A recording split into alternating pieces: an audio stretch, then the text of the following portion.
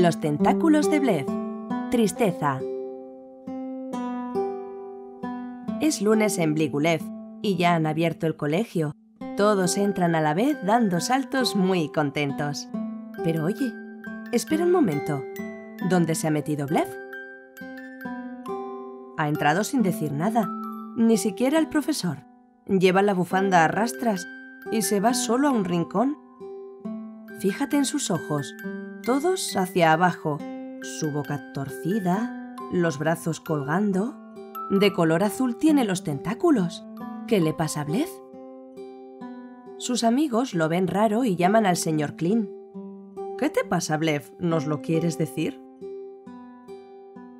Me duele aquí en la garganta y no me apetece hablar. No tengo ganas de nada, solamente llorar. Mi amiga Droy se ha marchado. Ayer la fui a despedir. Se ha ido a un planeta lejano y me ha dejado solo aquí. Entiendo que estés muy triste. ¿También estás enfadado? Pues sí, estoy enfadado. No es justo. ¿Por qué se ha marchado? No sé ahora con quién jugar. ¿Y si encuentra otro planeta y no la vuelvo a ver más? Lo que sientes es normal. Ven, ¿necesitas llorar?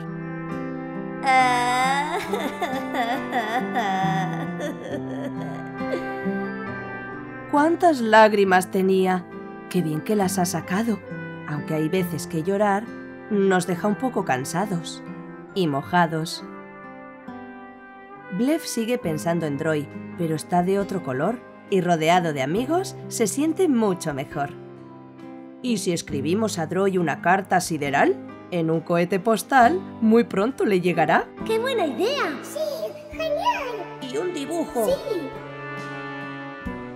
Para Droy, te echamos de menos. Te queremos mucho. A la mañana siguiente les espera una sorpresa. Droy les ha enviado respuesta y fotos de otros planetas. Tengo ganas de volver. Os echo de menos también. Blef da saltos de contento y le cae un lagrimón. ¡Ay! ¿Se ha vuelto a poner triste? No, ahora llora de ilusión.